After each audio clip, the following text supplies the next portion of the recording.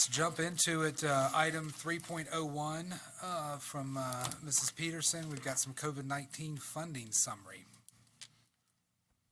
Lots of good news. Good afternoon. I just wanted to provide you a summary of all of the funding that we have gotten, but this is the budget of it, and this is what we've gotten or what we have applied for or what we plan to apply for. The schedule is set up so the first column is FEMA money that we have been approved for. The second column, or group of columns, are the CARES Act monies, and we received some from the Health and Human Services, some from the Corona Relief Fund. Part of that came from the county and part of that came from VDOE. And then we move into the ESSER grants. Some of that was direct and some of that was set aside. So all of that is under the CARES. Then we have the CRRSA Act. We've got the ESSER 2, the direct that we've already asked for the ordinance for, and then a set aside amount. And then the last column is the ARPA ESSER 3 amount. So I just wanted to lay out what those columns were. We have gotten ordinances on everything up to the ESSER 2. The ESSER 2 set aside was an amount that we could apply for specific learning needs related to extended school year or summer school. So we went ahead, and although we had dropped in some summer school and some of the other grants, we mapped this out for 3 years and applied to see if we get anything. We'll hear back on the 18th, we expect, as to whether we're going to get some of this money. It would be really exciting to me if we can. This is the 1.432 million, and you'll know by when again? Hopefully, they're planning on letting everyone know the 18th. Okay. Is there any others outstanding? I mean, I know you've asked, but I mean, any that you don't feel like? I'm not aware of any other available sources that are not reflected on this sheet right now. The last one, the ARPA, there are additional certain guidelines that we have to follow. One is to receive and document that we receive stakeholder input. And so one of the main reasons I wanted to share this with you today was to begin that process for stakeholder input. I've asked to have a public hearing at our next board meeting on the 10th. It would be just like what we would do for the regular budget. If the community or any stakeholder wants to comment, they can come in and comment at the board meeting, or however they're sitting in comments at this point in time. There are some additional items for that related to our posting our opening of our schools plan and everything, which I think we've already more than made up for. So this is just a summary for your information. I'll have some more detailed schedules at a later date, but I just wanted to get the information in front of you at a very high level, just so that you can have it.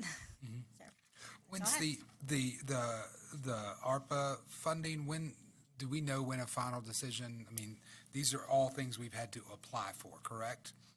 Well, with the ARPA, 90% of that was released at the end of April. Okay. So we could go ahead and get Gotcha. the Thank you majority for clarifying of that. And then the rest of it's going to be released next fiscal year. Yes, sir. Yes, What Mr. was the 2 million on that, addressing learning loss among students? Do you know what all that entailed? We have not scheduled that out yet. Okay. Some of this is kind of our best guess at this point, because it is such a large dollar amount, and the fact that I've pulled that summer school out of the ESSER 3, it freed up additional funds. So I'm hoping once we get on the 18th, we hear back exactly whether they're going to approve that additional summer school funding for us, then that'll give us more ability to really lay out exactly what we're going to need here. Thank you. Yes, Thank you, Mr. Chairman. And you may have said this as I was looking at numbers and you were talking. The ESSER 3 funds, are those already approved? The direct one for the 4.3 million, yes. That has been approved by the VDOE, and we have an ordinance where the county approved it as well. Those are ESSER 2.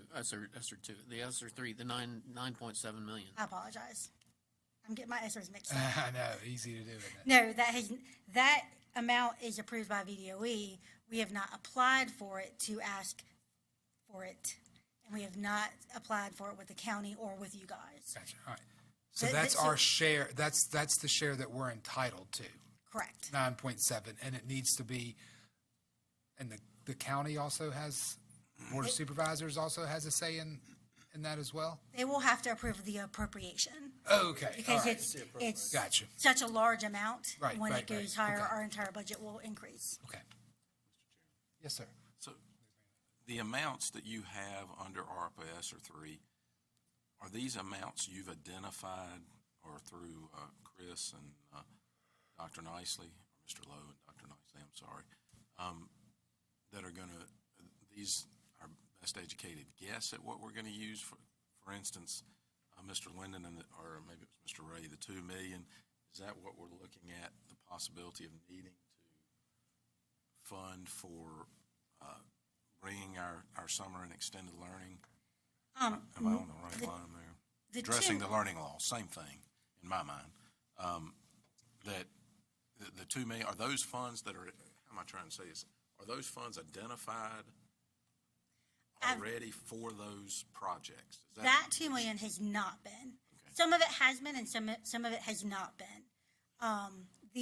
So then I see the 3.678 identified for air quality issues. Is that? Those have been, yes. Okay, so Mr. Lowe's went through and identified at each school what we need to do to address. He has. Okay, So what we've done is we've gone out and all of the directors and executive directors have given me their needs. And I have them in a big list.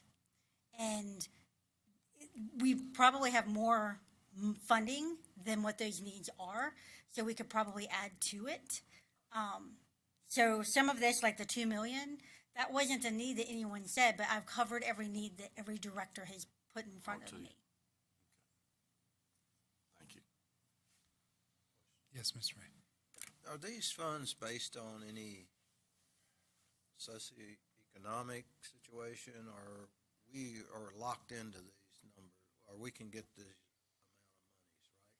The 9.7 was allocated to us based on Title II funding, Title II? or Title I, sorry.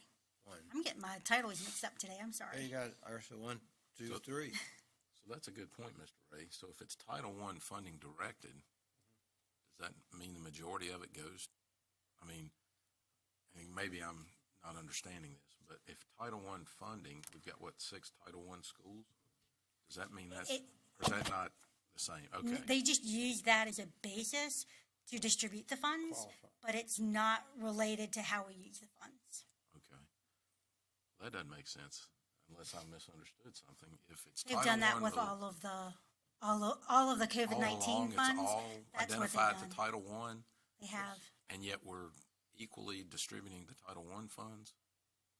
Well, I don't And know. again, that- I'm not disagreeing. I don't just know that we're know, equally I'm just distributing trying- it. We're finding where our needs are and we're spending it appropriately.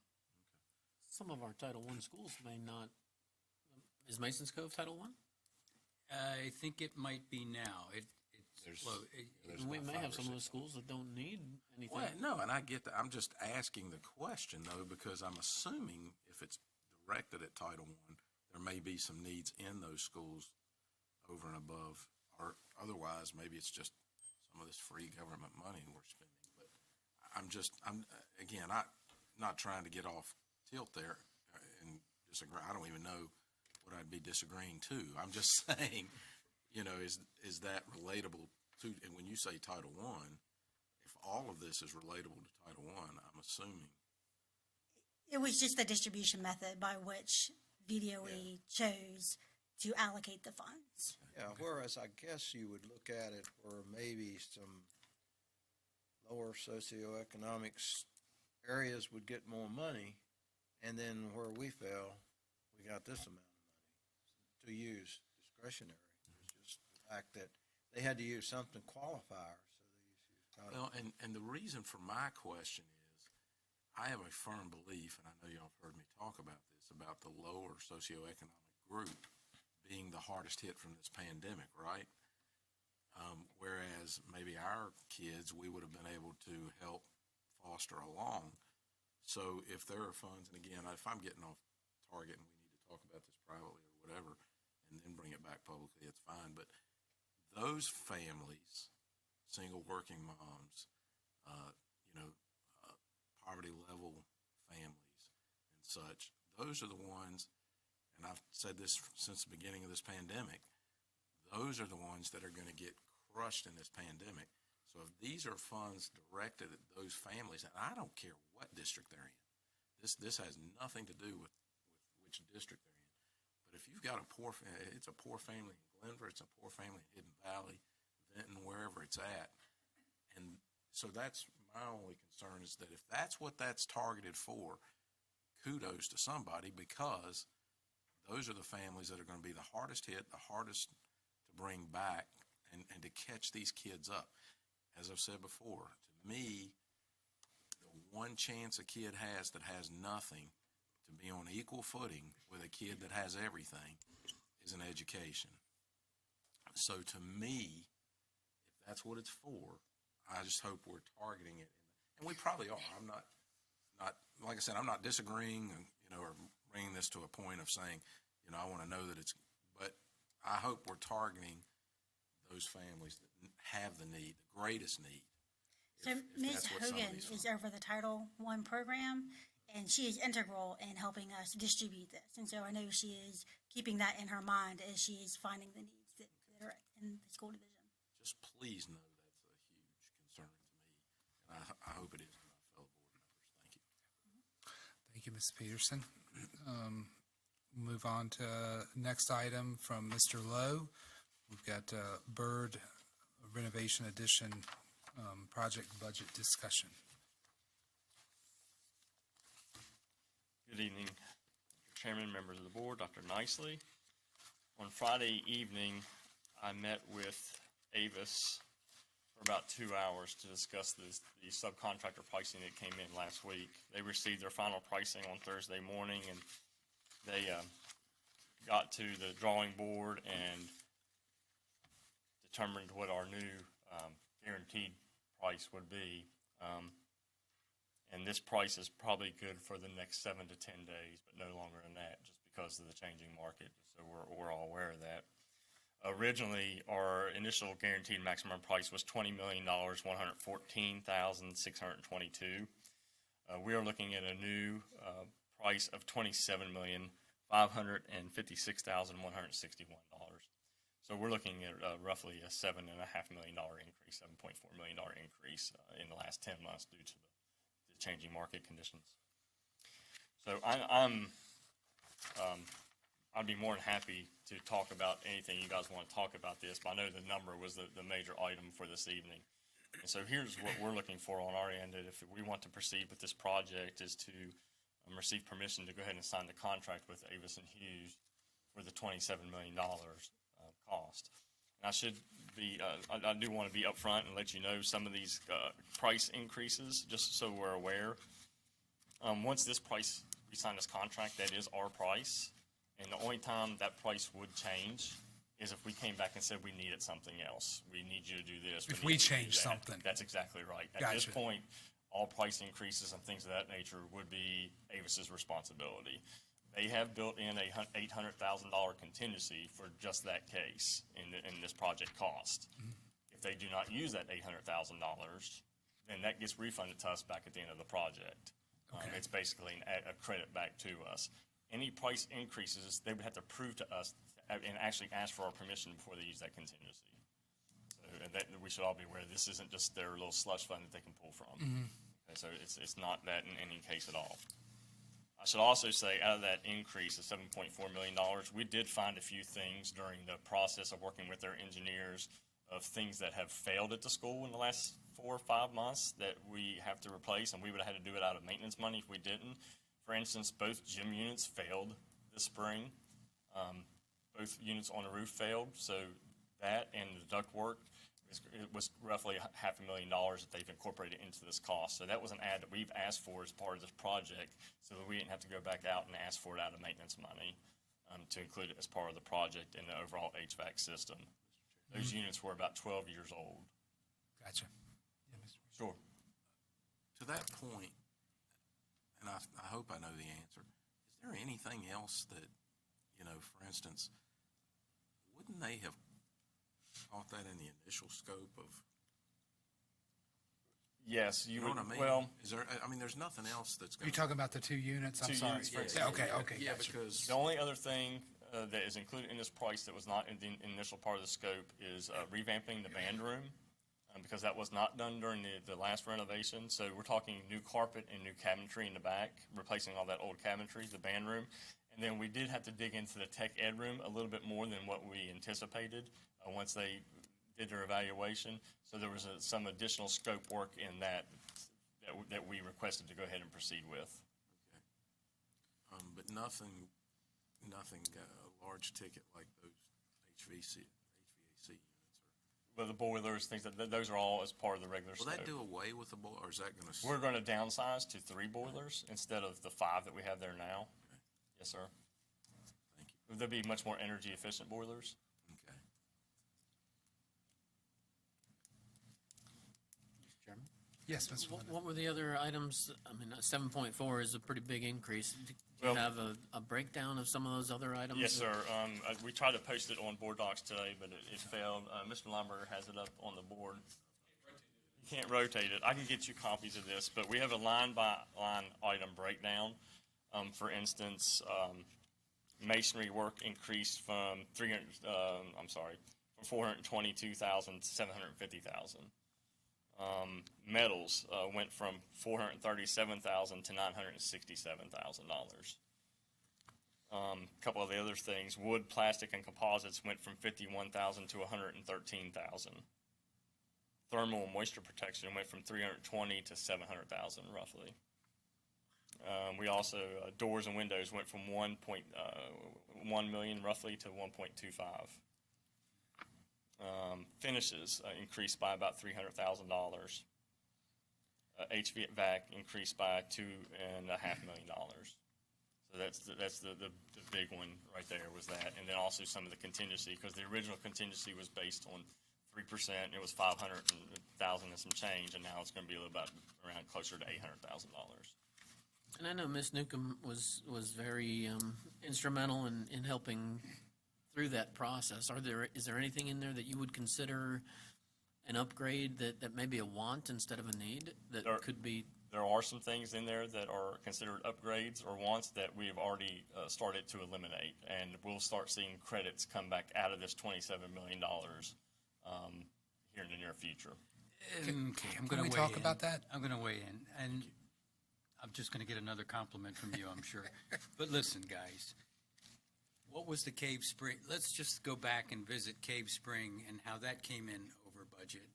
And then once we did get a budgeted price, there was another, I'm just doing this from memory, another 4 million or so of things that we felt as a group needed to be done, and we found a way to pay for it. When you look at the cost of this project, renovating a high school that size, I see it as a bargain, even with the escalation. And so, I know I was involved a lot along the way with what Tammy was looking for, and I don't think that anyone was asking for anything the other high schools didn't already have, and that's the lens that I hope that you look at this with. That would be my. Because it's really, when you look at the cost of Cave Spring, the cost of Glenver, I don't I want to think you cut need to anything. find a way. I mean, I think we've all had conversations, last week, either with me or with Dr. Nicely. I mean, I think we have a way that we can pay for this. It's long overdue in my mind. Mr. Wright? Thank you. Well, it's part of it, but, it's actually that $500,000 was something that, it really, would have been 7 million, actually, but, with the addition, they found out afterwards or failed, which certainly you need to do, and certainly there's no question. And I guess you, reiterated about how we can find that extra money, to go along with doing all these things. Sure, and just for an example, the price of our original budget for our square footage was about $201 a square foot for Bird. For now, we're looking at about $265 a square foot. But So that's we- not nearly as bad as we thought. We were looking 400? at numbers at 350 to 400 for a while, correct, so and- it's a bargain. in an elementary school in Prince William County just Yeah. just bid at $322 a square foot. Absolutely. So we're Sign still the contract. better than what some of the more larger communities are paying. But I'm just saying, are you saying that they have to withdraw, revise their scope downward? No, Just- not at all. There was a couple things that got into the scope after conversations with teachers and things like that. And it's just a few things, but they could be kind of pricey at times that we don't do we have not done at the other schools. And so we're not anticipating having to do those here. It's such things as power stations built into every classroom for plug-ins for laptops and things Well, like but that. is that in the other, when we outgrew the school? Because there are areas that they did, you've got extension cords laying all over that school. Well, we're adding electrical to every room, but these are actually stations that roll around on carts and they get set in the middle of the room and stuff. Oh, okay. So that was an $80,000 ad. That they The additional outlets you're adding in every classroom will handle what we're will doing. Yeah, so handle that's it. not That's the main thing. structure. That's not structure. That's correct. 'cause These we were can these add were that. specific little items. If Okay. the other high schools get those things, we can. Sure, and there was another one that was just instead of VCT, they used a vinyl tile, and it was a $4.50 square foot difference, which became pretty costly. And so we're going to be eliminating that and going to VCT. The vinyl is not something we want anyway. It's not as durable, but it's supposed to be more aesthetic, but it doesn't shine like VCT does. You don't wax it, things like that, and that's important in our schools. That's right. Corrections. Okay. And so we'll see some credits in some of these in our first change order, supposedly, sometime in the summer or this fall.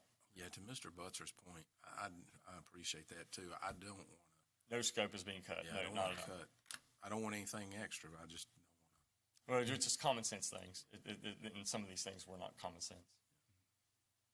So, One, go ahead, Ms. Vaughn. the 27.5, that's our hard cost figure? Yes, sir. What has Once that done to our soft cost figure? Our soft cost stays the same. I don't have any increases. I've already done my furniture budget, and I've already have everything else soft cost wise scheduled. So my soft costs are not changing from in-house. We're good to go on that. Even though I know that those materials went up. They did, but really my soft cost mostly is all testing and furniture. And my furniture price is practically locked in right now. Okay. And I'm not looking at any price changes until September, and I'll have a PO issued well before that. Good. So I'm what's our asking- next step? Yes, The next please. step is asking permission to sign the contract for the revised GMP so that we can get Avis started on working on the project. So will you bring that to us at the next school board meeting, or do you need it now? I And think only we need ask it- we because need it now. this is informational item. Yes, sir. Yes.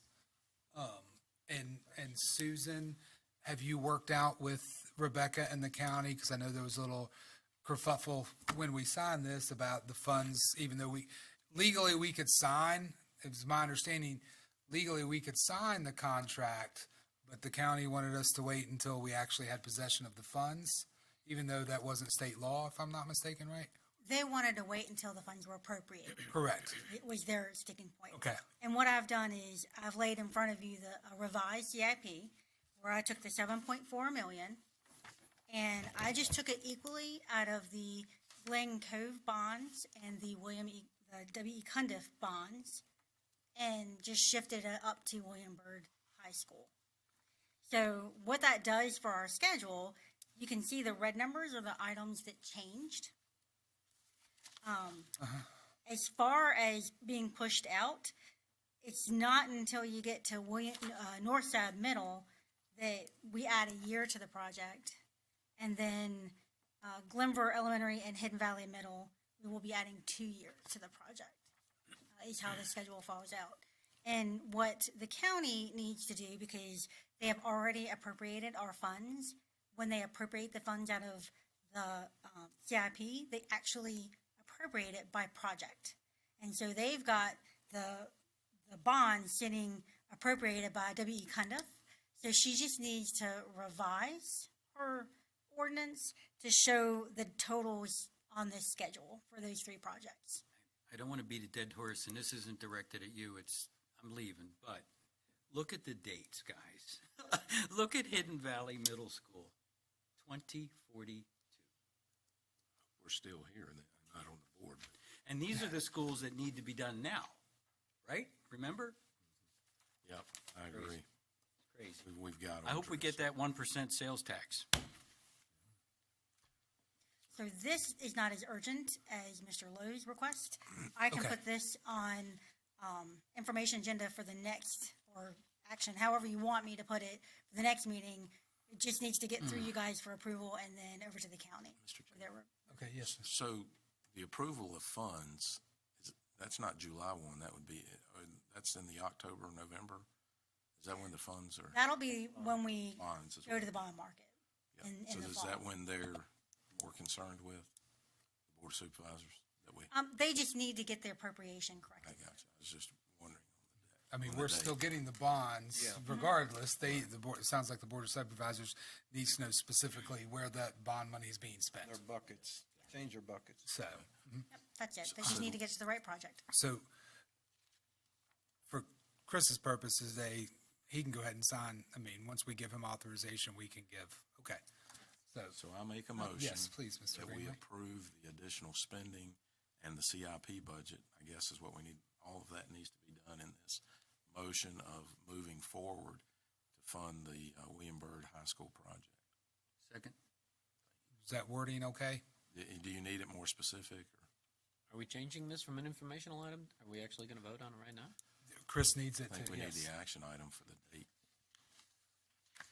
He definitely needs permission to go ahead and sign the contract. You don't have to necessarily include the change in the CIP this evening because the county has given us permission to sign the contract, even though the change in the CIP And is if we pending And you don't- were going to bring that up for action. next week.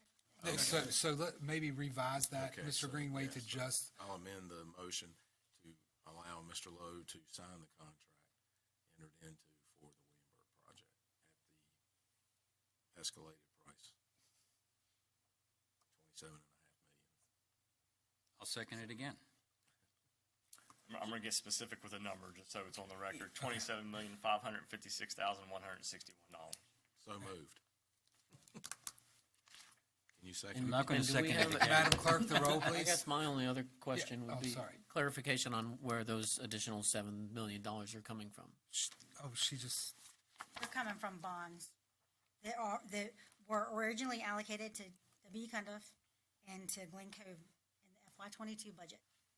And we're just shifting that 7.4 million from those 2 projects up into the William Byrd High project. it's coming from future projects.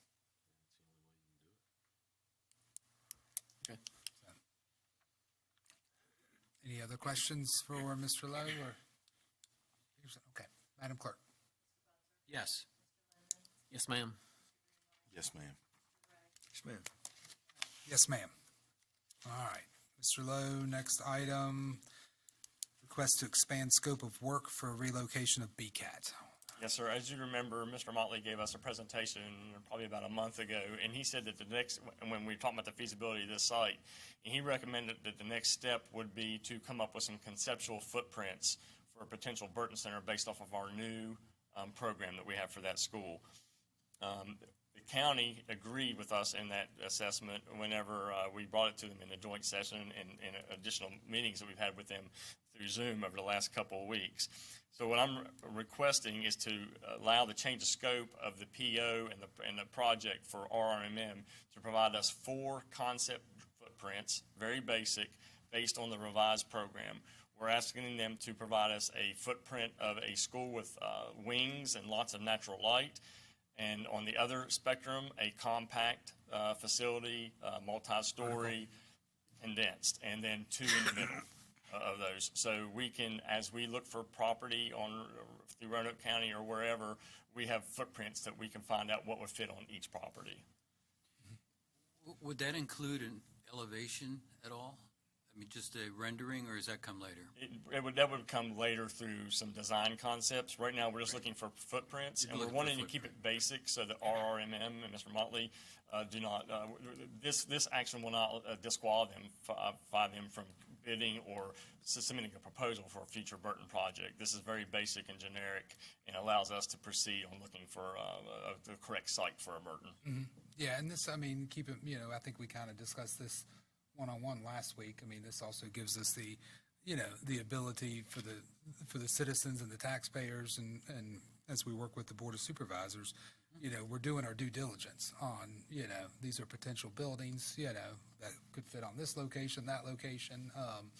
So, yes, Mr. Ray. Yes, thank you, Mr. Chairman. Would this, on these footprints, if you're going up, does it change the amount, 20 acres, or what, I'm sure it could. I'm sure a small, compact, system will probably require less acreage than a wide open winged facility with lots of natural light. It would definitely change how much property you would need for each different concept. Would you not be looking for expansion at that point, maybe down the road somewhere? That you Well, I would still hope look not. for that type site for the 20 acres? Or I don't, that's a good question. I don't know if we're at that point now. I would hope that with the program we have now, that program is going to set us, and that program does involve some expansion programs within that square footage. So I would think that what we're coming up with is something that's going to last us for the next 20 to 30 years when it comes to a Burton plan.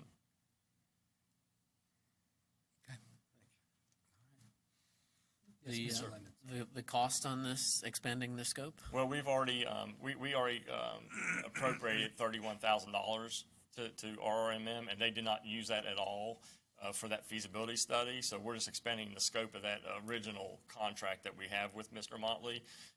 We probably used a third of that contract, so we're not anticipating using another third of that. So we're just we're not asking for additional funds. We're just to continue using the funds that we already had appropriated.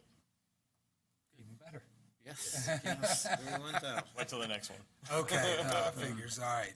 So with that being said, any other additional questions on item 3.03? All right, so let's jump into 3.04, which is the request for funding for engineering services for potential BCAT locations. So some of the conversations that came up while we were discussing with the county on some of our joint meetings is the need to evaluate properties that Roanoke County has, and maybe also some potential properties out there within the county, within this circle that we're trying to find a property for Burton. So what we're asking, Balzer has done this for Roanoke County. Balzer is on Roanoke County contract, but they actually will evaluate properties that we have. They'll look at the zoning, they'll look at the square footage, they'll look at the acreage, and they'll evaluate whether the property is feasible to put a pad that we need to accommodate a Burton. So we're going to ask them to do this to not exceed $10,000 to evaluate multiple properties that Roanoke County has and possibly some other properties throughout the county, and even have them investigate if they are aware of any properties within the county, which is something that they do. Are you going to have sort of a criteria, or are they going to have some sort of a checklist, like, for example, infrastructure? Yes, Water, sir. sewage, fiber optics, and, what these various sites may have or may not have? Yes, sir. We have a list of, I want to say, Dr. Lysa came up with a list of about 15 items that is part of that scope. Okay. Yes, sir. And as part of that scope, if, I'll just use the Oaks Mill location. I mean, is Balzer and Associates going to kind of ballpark what that cost would be if they Yes. have to run those utilities or whatever? Yes, they'll ballpark the utilities, and they'll also ballpark grading a pad to meet our that we would need Okay. for a Burton Center. So, are we ready for? So for I'm bad requesting, news? I'm requesting $10,000 from minor capital for this study. Is their study gonna just look at Roanoke County properties, or will they look outside of the county? At this time, we're just looking at Roanoke County properties. I did not ask them, or because we haven't approved this yet, but I had not even contemplated Salem or Roanoke City, and that is something I can expand that out to if the board requests me to do so. I think at this point in time, a lot of this is the result of, we got the ball started, obviously, with our joint meeting with the Board of Supervisors, but since that time too, as you all know, there've been, for the public, good of the public, there's been multiple meetings between Dr. Nicely, Dan O'Donnell, Mr. Lowe, Jill Loop, Rebecca, Susan. So, I think this is, correct me if I'm wrong, this is something that, both sides had kind of, let's look at property that, we currently own or property that we know might be for sale in the county. Is that correct? Yes, or any other property or contiguous properties that might be available. Right. So, yes, Mr. Ray. Yeah, along that line, a citizen mentioned to me about seeing a for sale sign at the GE plant. I know it's Salem, but, let's take it off of Salem's tax rolls, doesn't it? But anyway, I, just mentioned, and I said, I don't know, just mentioned it as a possibility. I think that's a discussion that we can continue to have about expanding out into the Salem or Roanoke City areas if we need to. So will this study be for Roanoke County sites only? That was my intention, but it seems that it might. I say let's keep it. Right. Look, You don't want to take it off the tax rolls of Salem? No, I don't, nothing personal. I like Salem. They're wonderful people. look, I we've don't got to care get about started. Salem. I care about Right, Roanoke County. we've got to get the ball I'm just moving. telling you what was brought to me as a citizen, and I think that's, we're looking at all possibilities. Yeah, we've got to get the ball moving. So, chances are these aren't going to be the last studies that we're going to do. But we have to get the ball. Moving. Once again, getting back to our due diligence. We could find that these studies come back that none of these sites are feasible. Then we're going to have to go back to the drawing board. But, before we invest a lot of, taxpayer dollars, we've got to do these studies. Yes. So any other discussions, questions for Mr. Lowe on this? All right. So I'm going to make a motion to, make it, sure, Mr. Ray. Motion to appropriate $10,000 out of minor capital for the engineering services for the potential BCAT location. Second? Okay, Madam Clerk? Yes. Yes, ma'am. Yes, ma'am. Yes, ma'am. Yes, ma'am. Thank you. All right, thank you, Mr. Lowe. So moving on, item 3.05, we've got Dr. Skull coming up to go over, highlight any recommended policy revisions. I will remind everybody on the board and the public that all this is on board docs right now. So, some of it's super exciting and some of it is just, probably updating punctuation or things of that nature. Correct. So, You can blame me for the punctuation? no, I do try, and I know, Mr. Ray, I have looked at a lot of these, and I will just say, a lot of this is from the VSBA, correct? Correct, yes. I can only imagine if you had to go and come up with every single one of these all on your own. No. But anyway, I digress. All right. Mr. Chairman, members of the board, Dr. Nicely, several times a year come before you with policies that have been revised. There are policies and administrative regulations that recommended changes have been for minor clarity of language, change in practice, change in state code, which we had a lot of in this batch, recommendation from staff, and recommendation from Virginia School Board Association. Each of the recommended changes comes with 3 versions. It comes with a summary page, an edited page, and a final page. And then I created a summary page for you to help move through those policies. The ones that are highlighted are the ones that have actual content change that I recommend that you review. The ones that are not highlighted, nothing has changed in practice or content. It was minor changes only. One policy I really want to call your attention to is 7.11. That is the code of conduct. We had to adjust our code of conduct. All the schools in the state of Virginia were asked to match up to model guidance that was provided by the VDOE.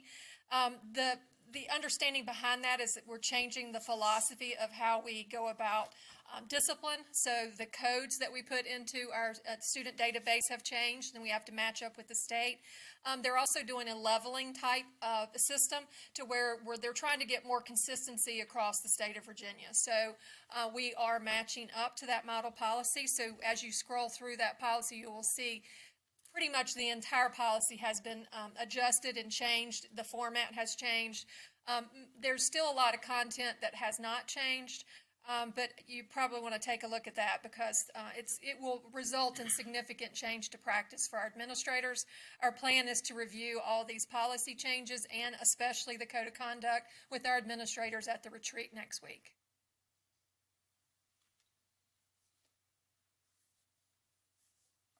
That 7.11, around discipline and things of, I know that we may not have experience as much of an issue, not saying we don't at all, but as maybe other parts of the state. Does that have anything to do with this, I'll put it down, the Virginia's Ed Equity Compass? Does that fall in line with that? It Is that- does. Okay. Part of the emphasis is really trying to decrease the amount of suspensions to keep kids Out in of school suspensions, Yeah, right. out of Okay, school. all right. To keep them in school where the services are, so you can provide them educational, special ed services, whatever they need, by housing them in the school rather than suspending them. Gotcha. So when you look at our numbers, we have never had high suspension rates. Can we get better? Of course we can. So we are leveling up with the state recommendations and in an effort to decrease the amount of suspension. I would Not that imagine- we're taking away the discipline, we're Right. just altering the form of discipline. well, and- help and the- support. The new alternative ed that we've That's correct. implemented is probably helping a lot.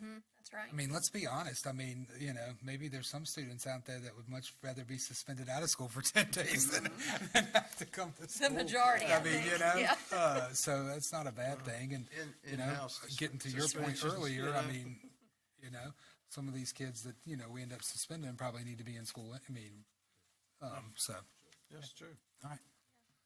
Thank you. Thank you. All right, appreciate you. Wow. I have to say, we're a lot ahead than I thought we would be, but, so, at this point in time, the board is going into closed session. I'll be very honest with you, there will be no action out of closed session, 99.9% positive of that. So, I just say that to you, Chuck. I don't know how much longer you need to film or everything, but, we'll head into close for as long as we need, and we'll come back out and adjourn. So appreciate everybody being here. We'll see you soon. So with that being said, Yes, Mr. our Chairman. official reader, Mr. Linden. I move that the Roanoke County School Board convene in closed session for the following: to discuss ongoing personnel matters under investigation pursuant to the personnel exemption at 2.2-3711A1 of the Code of Virginia. Second? Madam Clerk? Yes. Yes, ma'am. Yes, ma'am. Yes, ma'am. Yes, ma'am.